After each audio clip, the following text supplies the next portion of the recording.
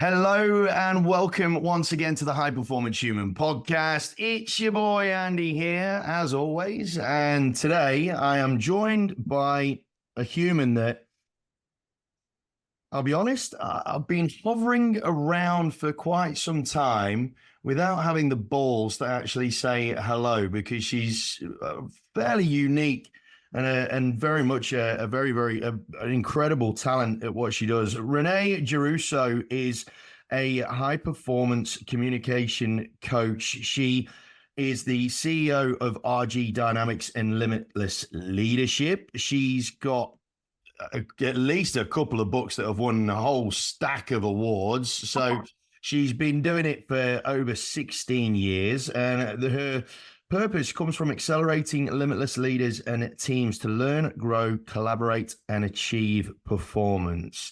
She is truly an incredible human that has been someone that I've respected for a heck of a long time, and I've admired in the way that she goes about her business, which is very obvious, makes it very obvious to see why so many organizations trust her to guide them. Renée, it's an absolute pleasure to have you on the High Performance Human podcast. How are you? I'm good and been looking forward to today. And thanks for that awesome intro. Love the energy behind that.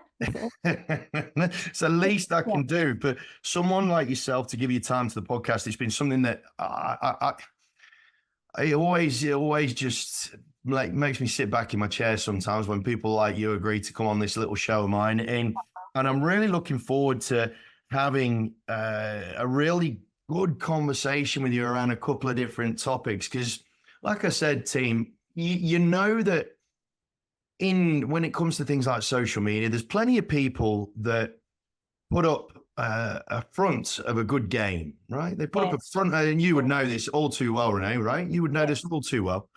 But very, very few end up backing it up, let alone exceed the expectations that they make for themselves. But Renée, having had a few conversations with her now and finally getting a chance to connect with her, I think over the course of this conversation, gang, once you've taken a whole stack of notes and breathed a sigh of relief at the end of it, you'll be glad that you will have connected with her too. So Renée, thank you so much for joining us.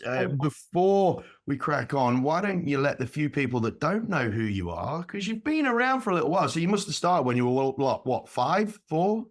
In the womb. No.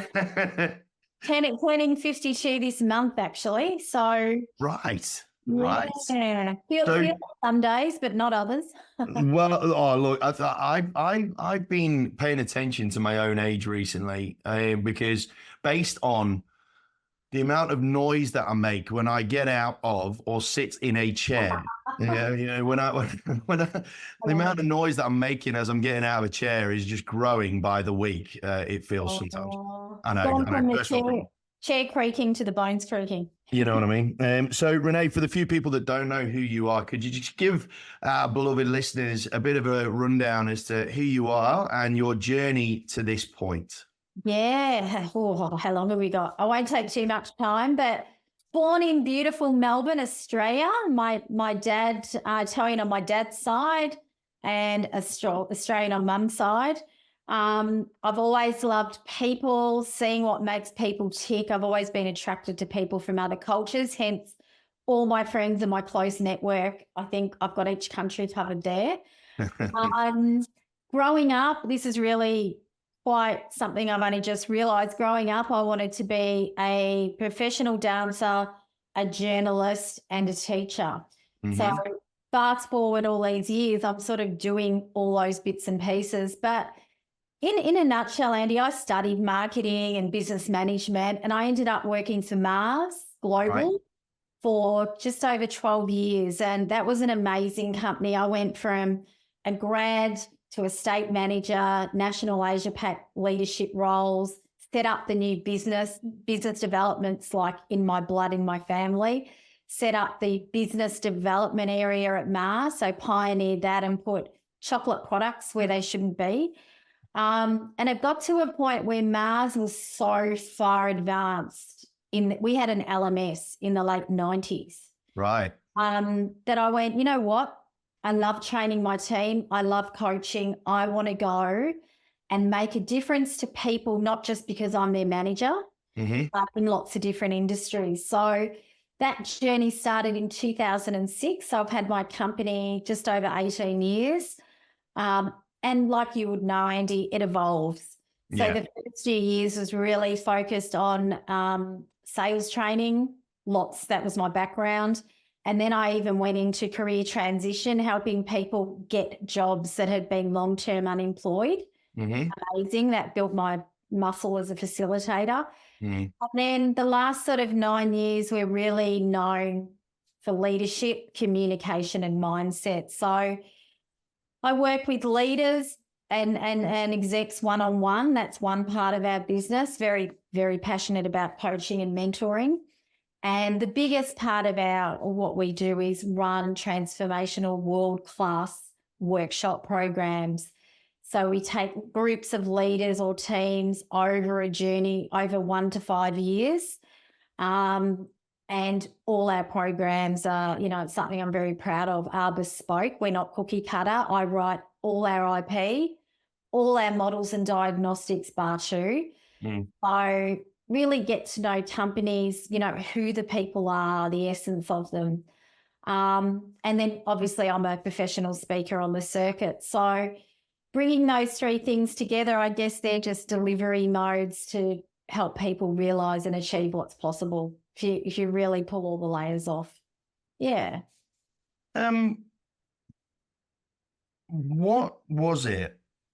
Obviously you made your way through the ranks at Mars and whatnot. What was it that made you really feel, what was it within you that made you feel that you needed to take this jump from the payroll through to forging your own path? What was it within you that was screaming out? It's a good question. I think the day I decided to be what I call a corporate escapee, I literally woke up and it was actually quite a moment. A few people had said to me, "You're so good at coaching. Have you ever thought of that?" This was 2006 when there were like 8 coaches in Australia, like professional coaches. But I've always had an entrepreneurial spark in me. My dad was an entrepreneur. My brother's an entrepreneur. I'm from a family of entrepreneurs. Right. And it wasn't, I don't want a boss and I want to make lots of money. It was, I want to make a difference outside of these 4 walls. And I just had this drive, and one of my values in life is grit. This almost, intuitive feeling to do it. And to be honest, I left and then I went back after 2 weeks, the golden handcuffs. And then I went, my husband's self-employed. He's a carpenter. Think of that when I left.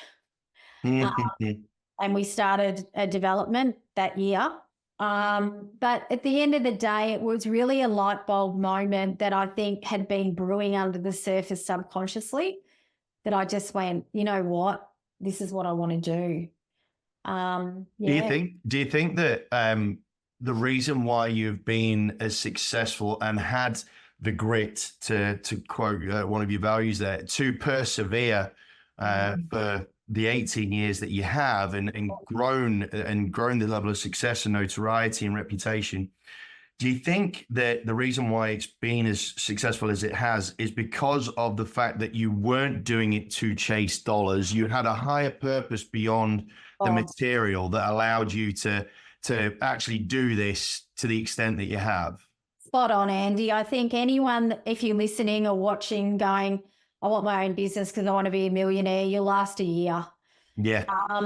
The money for me, there's been times in my business, I'm very open, that I was earning more at Mars than I am in my business at times.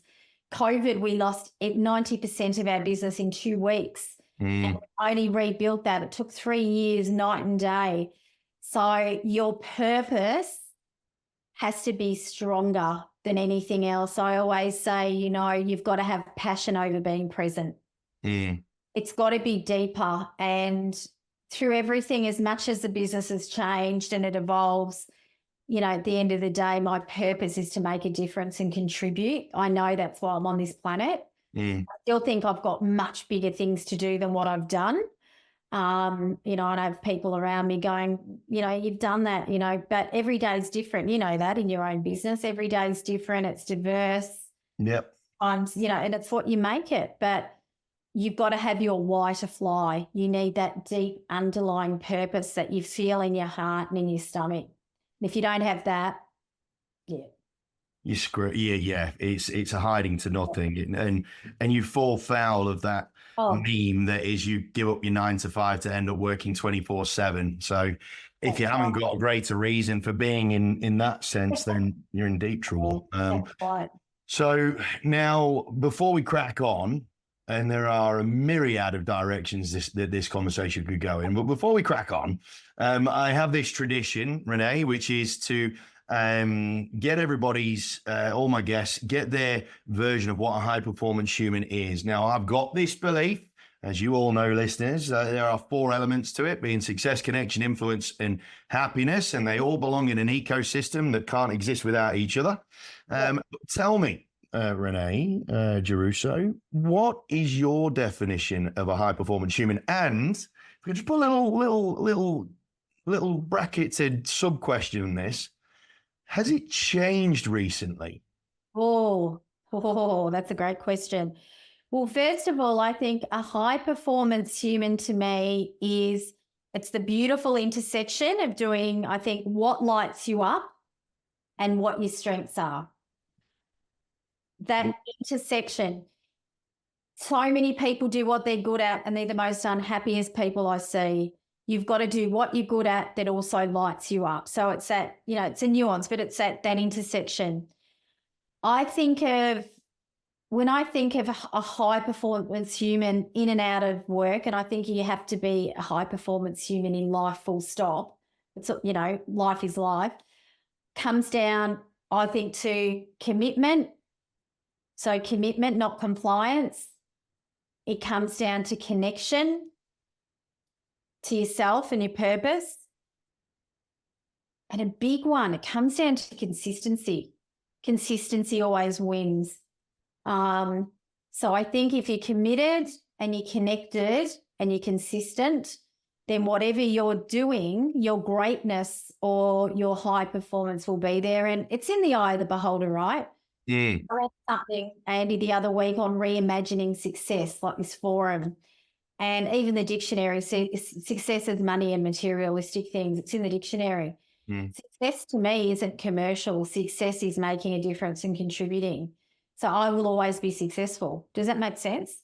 Yeah, 100%. I mean, I've been doing lots and lots of homework on this word success, and philosophically speaking, success has got sod all to do with the outcome. If you go dig up history and whatnot, go look at the Stoics and those types of characters. They all refer to it as an ongoing process that never has an ending. Well, that's the limitless, right? Learn, unlearn, relearn, evolve. And I think to your point, high performance, we've got to continually question the way we do things, have a curious mindset, relearn new possibilities in new ways, evolve, but not sit on our laurels. You know, there's no ceiling. But yeah, I think high performance is, you know, it is different to everybody. But for me, it's, you know, those 3 things I mentioned, and doing what you love, you know, that lights you up is my term. Do what lights you up, know your strengths, overlap those. And I don't think you can help but have high performance.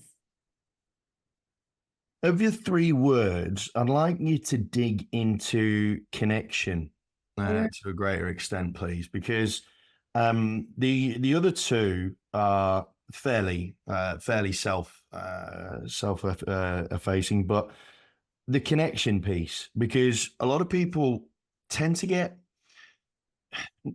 either get overawed by the term connection, because they feel that for a lot of people, they fall into the trap of feeling that they need to have connection with everyone. Exactly. So give us a bit more on, or, you know, please expand on your sort of interpretation of connection.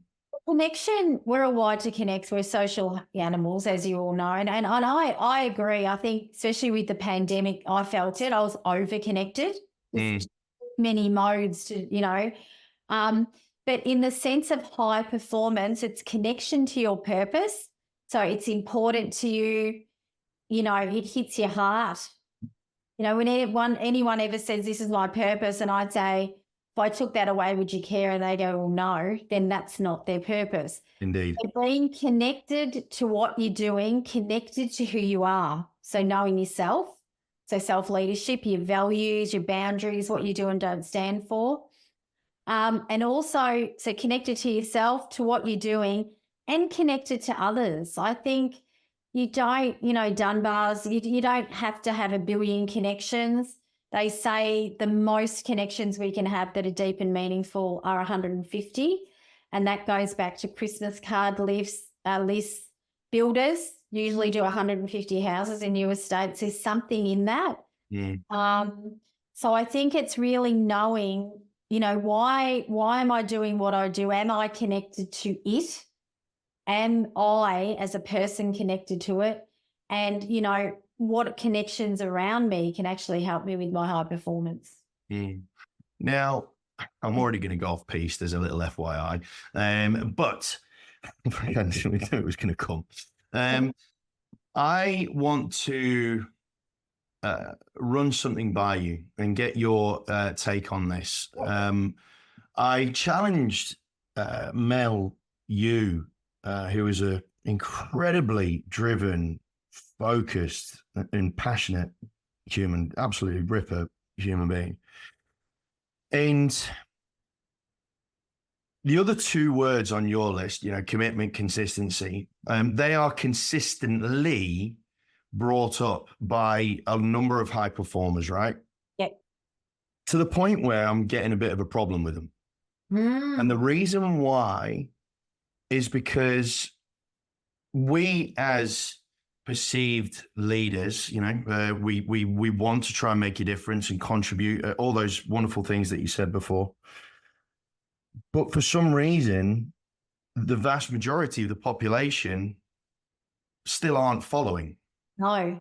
Despite the number of times that these sorts of words are coming into play, like get said and bandied around and all that sort of stuff. Same as like the discipline and sacrifice and blah, blah, blah. Yeah. Why do you think that is? I think sometimes things can become jargon. They can become a buzzword. Like I said to someone this morning, an HR manager around culture, that word was never mentioned 10 years ago. Yeah. Or mindset. Mindset this, culture that, culture this. So yeah, do us as human beings start to delete, distort, and block out things that are a bit common and vanilla? Maybe. I don't know. But it's a really good question, and I think that's with any learning. Sometimes people can just go tick flick. I've heard it before. The other thing could be the timing. I think high performance has a timing. Am I ready for it? Am I prepared? Okay. I think timing can be part of it. But yeah, it's a good question, because I think sometimes certain words become, but someone said it to me the other day that the landscape of leadership can be quite beige. Yeah. He said to me, you're a dash of colour in a landscape of leadership that can be quite. So I think we need to maybe take a step back and, what does it mean for that person? Do they need those things in other words? I think, and this is a conversation that I really want to try and push around and really get a gauge from good people like yourself, because when we look at, and it sort of segues us into one of the things that I do want to talk to you about, when we look at how we inspire and how we invoke action in, particularly into different generations, the words that we use, the language that we use, and the methods that we use are when you talk about the other people's interpretation, you look at generationally speaking. Oh, totally. Yeah. The same words that are getting painted across the entire corporate landscape or entrepreneurial landscape or whatever landscape it is. it's all still the same words. Yeah. And so we as leaders, we need to recognize that we ain't going to be able to paint them all with the same brush. No, So, no. so And then each generation has their own set of values. You know, there's been some research recently. I think it's Generation X and the Ys are a bit similar. But you know, we're living in a time where there's 5 generations in the workplace. That'll never happen again. You know, so this crossover, which brings me to the 4th C, communication, which is my life's work. How are we communicating the meaning and I guess the rationale behind those words? that's something that I'm really glad you've said, the rationale. Yeah. That's a very, very good word for it, because I think, I'm going to say it, I actually think that leaders have become lazy. Oh, yeah, definitely. We're so incredibly lazy, and we are fearful of being different for the risk of it becoming controversial in some way, shape, or form. Right. That's right. It's interesting. I was having a chat with Daniel Flynn, the founder of I met Daniel. Yeah. Ripper lad, top lad. And he was talking about how media is essentially, like, he got told to go on a media course because obviously he was owner of a big firm and hadn't done any media training. And he said that the media trainers were telling them that basically media equals controversy. Oh, yeah. And it's crazy how I was having a chat with a good friend of mine earlier on, and the thing that he said that really is frustrating him, because he's a business owner, is the amount to which the tail is wagging the dog in society. Oh, yeah. Yeah. Now, in the position that you're in, because you are actively working with leaders on a day-to-day basis, either one-on-one or at scale, what are the common fears that you're seeing when it comes to these people? I won't say leaders, these people that are in positions of leadership, from owning those leadership roles. What do you think those inherent fears are? Yeah, it depends on the organisation and the culture that's built around it. So some workplace cultures welcome mistakes, welcome you challenging the status quo, to the point we set forums up called Failure Fridays, where they share failures, but what they've learned, right? So there are some that do that, not all. But I think there's a big fear at the moment I'm seeing out there is, I've got my leadership role, as you say, and we all know it's a choice, not a role. The market's hard to get good people, so I'm not going to come down on those 3 people in my team, because if they leave, they might not give me that head count back. So there's a lot of that from a recruitment, hiring, retention and growth sort of side as well. I think that's another thing. But I think it does come back to the culture of the person's background. So I do a lot of work Asia Pac, and a lot of the cultures over there don't want to take risks or speak up. It's part of, and I'm not saying it's right, but it's quite ingrained. In Australia, the companies I work with are really looking at ways to help people share mistakes and challenges and take risks, but support them to move beyond that. Sort of around my gift culture, a gift mindset culture, that's what that is. Seeing the gift in the challenge, what's the lesson, and sharing it, which could be a survival guide for others. And I think curiosity is one of the key softs. We do a lot of work on that, curiosity. Bringing that in, leaders need to be more curious. They need to stop thinking things, and they need to start asking questions and provocating, so that they're looking at all these different, possibilities and stepping outside. And you'd know this, Andy, in every business, I always say, you don't ever be better than your competitor, be different. You can't do that if you're not being curious. I agree. With regards to the culture side of things. Yep.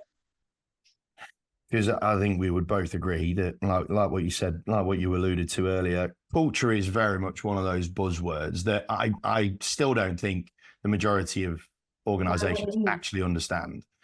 They think it's a bloody trip to the bowling lanes or something, right? And that's culture. Yeah, cupcakes, yeah. Yeah. But you mentioned there that the leadership is dependent on the culture. Are we sort of falling into a bit of a chicken and egg conversation here, whereby you could argue that, well, the culture is only born from the leadership. From the people. Yeah. Yeah. So when you combine that sort of theory with the inherent concerns that you are seeing that are more prevalent in workplace around fear of upsetting someone, again, tail wagging dog. Yeah. When do you think, or how do you think the line can be drawn here? Because, you know, you look at unemployment rates in almost any of the Western economies, they're all starting to rise a little bit now. You know, now that the flow of movement of immigration is starting to really get back to pre-COVID levels and whatnot. And so numerically, statistically speaking, you would hope that the talent pool will start to increase. Yeah. But we can't rely on that though. So No. how can we draw the line as leaders so that because like any sort of progress is going to incur a degree of risk. Yeah. Yeah. How do we draw that line, in your opinion? And how do we draw that line in the sand? It's a big question. Like if you go into a company that has really good retention and you're the newbie, it's going to be harder to change that culture. You might not last there, right? And you know, for those listening, my definition of culture is shared beliefs and values of a community. That's what culture is. I always say it's the perfume of the people. So if everyone, you know, you got the essence of everybody, put it in a bottle, that's the culture, right? And people go, but how do we change it? It starts with the people, and it has to start up the top. And HR, people performance, you know, they've got all these different titles now. But I think the companies that have a great culture, you see them, and, you know, I could name 5 that have a very good culture people want to be part of. And they actually in recruitment test that you are part, you will like that culture. And you'll be there for a week or you'll be there for 10 years. I've actually heard that come up in their interviews. It's spot on. But I think, it has to start higher up. I think you're right. I call it grey gratitude or ad hoc, you know, bowling alley, cupcakes, 5-minute angel. They're obtainable, not sustainable. So I think you've got to get people involved. That's the first thing. You know, you can do your engagement surveys. I'm a fan of them as long as you do something with the results. Yes. Because I hear them. And this is good and this is good and this is bad and we'll do another one next October, you know. So I think that's a good starting point. But utilise your people to find out what they think of the culture, what ingredients make it up, get them involved. Toyota do that very well. You know that. Most of their ideas come collectively from internal employees. So back your people. And my saying in corporate, it says on the front of my website, is put people before process, before progress, not the other way around. And I think now more than ever, people know what they deserve. People are well-versed. People are getting that much exposure to learning, development, coaching, podcasts. People know what they're worth. And I think companies need to value that, leverage that, and help you grow and sustain that. Yeah. You very eloquently put there. It sounds like you've done this before. Now, I want to dig into a word that you said there once or twice, maybe. You definitely said it once. And that's the word loyalty, right? Because I think I've got this growing belief. I say it's growing, it's very prevalent belief that loyalty is you could call it a lost value, you could call it a lost art almost. You know, the disposable nature of society these days in life as well as business, you know. But it's something that I think could be the secret ingredient. It could be the special ingredient that really does reignite people's fortunes and progress and so on and so forth. And especially when you look at Gen Z, not American, Gen Z, Gen Alpha, Yeah. when they are really struggling to garner some sort of direction right now. They are. Mm. Unpack this word loyalty for me, Renee, because you've been like you said, you've been around for 18 plus years in the just in this with the business that you've done, and before that you had Mars. Yeah. What's your opinion on loyalty, and especially when it comes to the different generations? Yeah, good question. So I suppose probably to go back a step, what is loyalty? So I'd love to, and I'll answer. I'm flicking it back. What's loyalty mean to you when you hear the word? Loyalty to me for me, it's a collective understanding as to the goals that you're trying to achieve.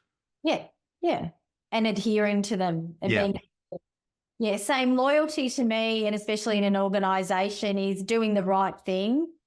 And at the end of the day, knowing yourself, and almost, I don't like saying this all the time, treating your role like your own business. To me, that's loyalty. You're accountable.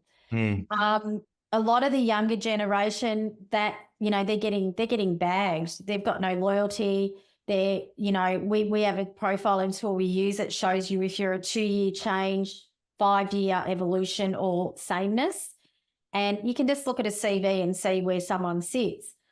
I get so many people say they're not loyal. They move every 2 years. And I'm like, that just means you as a leader need to know when you need to challenge, promote them, or grow them further. So loyalty, I think, has flagged because people have side hustles now. I go back, I'm older than you. I go back to growing up. I wanted a side hustle then, but it wasn't a thing. Now, I don't know what the exact stat is, but it's like 1 in 5 have some sort of side hustle because they're not getting their purpose at work in their 9 to 5. 5 to 9, getting more purpose in that than a 9 to 5. So I think some of the younger generation know that's doable and they're quite confident that they've got that. The other thing that I think is part of it, and, it's in the top 5 reasons people leave a company, is lack of recognition. And it doesn't, I think my generation thinks it has to be an incentive, being a sales background, a holiday. It's a pat on the back and being called out in front of other people, showing you're appreciated. I talk about the gift of gratitude in my book. It's free. And companies aren't doing it enough. Yep. So I don't think it's all monetary. I think that's a bit of an out for a lot of people. Oh, they just want more money and want my job in 2 years. Go a bit deeper. Why are they moving? Look at the human. We're in a world of AI. We've got to ramp up AI, and that's all part of this. All the soft skills, the human touch, and I think that might help. Those sorts of things. I think we're looking at the wrong things a lot of the time, thinking they want more money. Don't generalize the generations, I say. You can't. I agree. And looking at it from the other perspective, what is it in loyalty that these younger generations can benefit from if they can get on board with that value? Yeah, I think deeper, more meaningful work and life. That's what that's actually a lot. That actually cuts deeper than what I was expecting you to say, to be honest.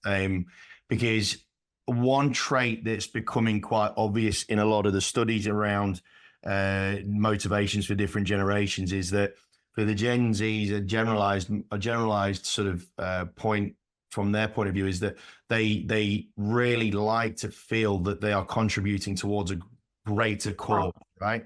Cause, yeah, that's right. So when you've just said that, loyalty allows you to work to a more meaningful level. Yeah, in work and life. And I say you bring your whole self to life. Don't separate it.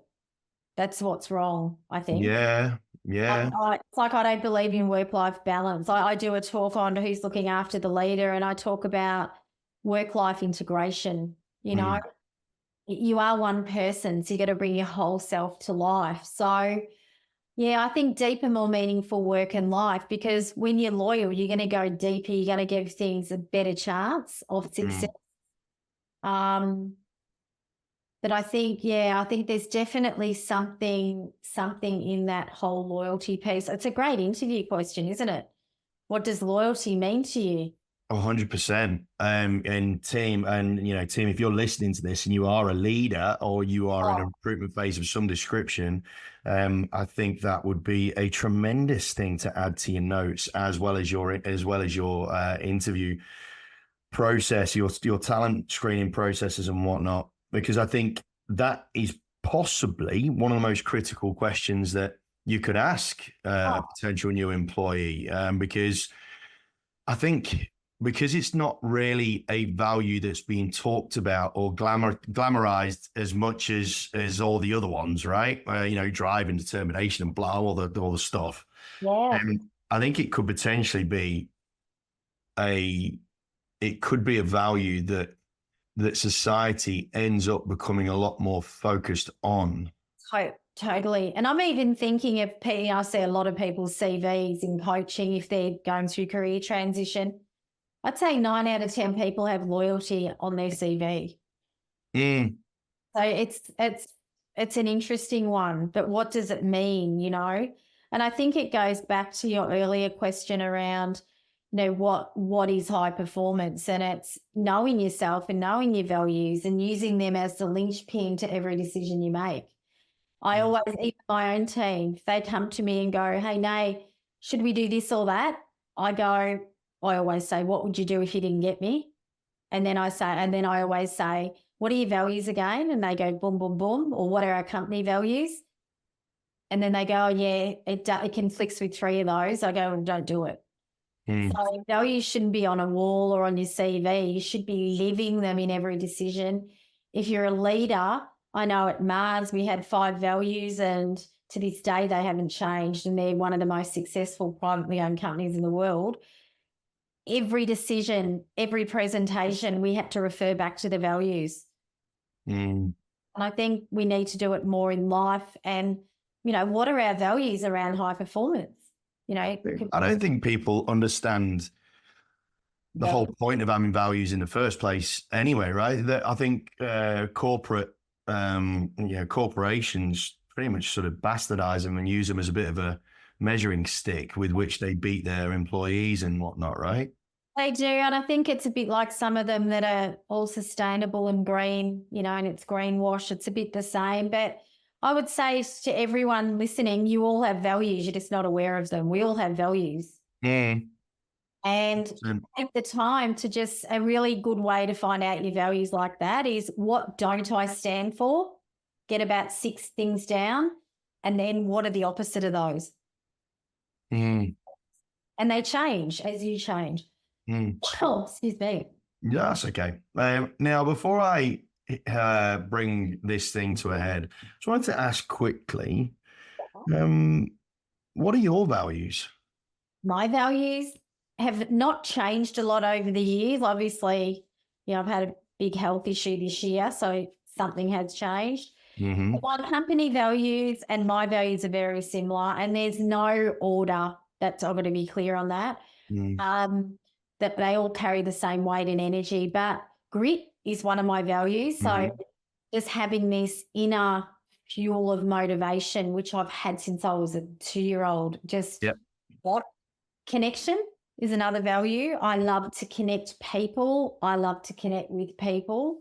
And I love to connect with nature and higher self. I'm into all that sort of stuff. Okay. Growth is a really big value of mine. Growing others and also self-growth. I've never stopped studying since year 12. Hated school, got expelled. I detested school. What'd you get expelled for?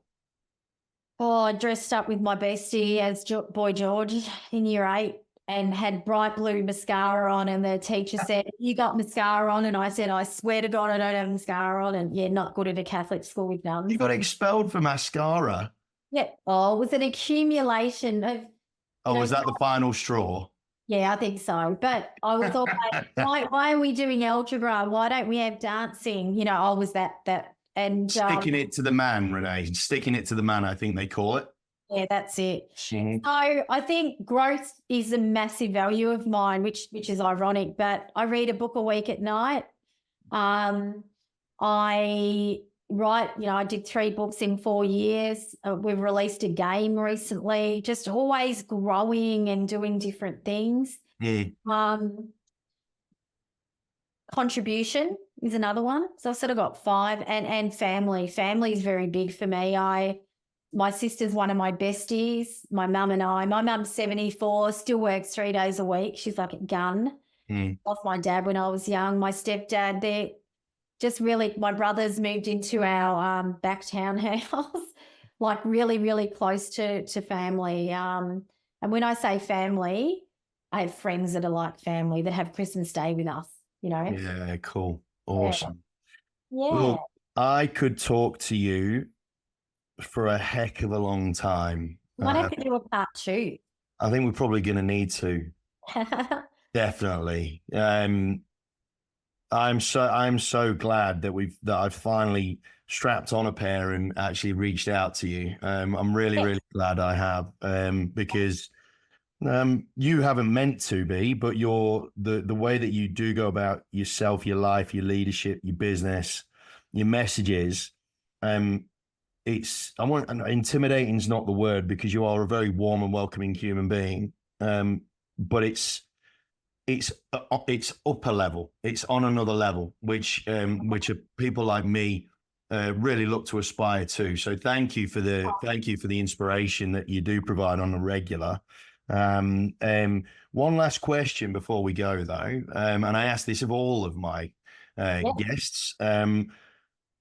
In your own pursuit, now you're on a journey yourself right now, without needing to go into too much detail. But everybody's looking to get to another level in their own version of high performance, and we all need to develop and improve, as we've mentioned. What is the one thing that you feel is missing from your game right now in your pursuit of the next level of high performance for you? I'd have to. Is that the first time I've ever been quiet? Hang on. I've done it. It doesn't happen often. I'm happy to disclose this. I'm a go person. I'm currently in the middle of, breast cancer treatment. So the one thing missing for me at the moment to go to that next level, I have to say, is time, because I'm doing 4 weeks work in 3. And I can't travel, and I'm maximizing, that every minute while going through this. But I've got some big plans, and when my treatment's finished successfully and I get that week back, that's that week I can work on special projects. So that's probably what it is, but I've accepted it. And someone said to me the other day, because I kept saying, what will I do with, what I've been through down? And he said to me, 7-time cancer survivor, amazing man, Zamil. He said to me, Renee, I'm going to send you it. I've got to go. And it was just handwritten, and it just had, you will never be in more of a bleep, uncontrollable situation ever in your life. Just be with that. And that was because I'm thinking 10 years down the track, right? So actually, you know what? I'm doing really well with what I've got, the time I've got, quality, not quantity, and what will be next will evolve. Yeah. I'm looking forward to that.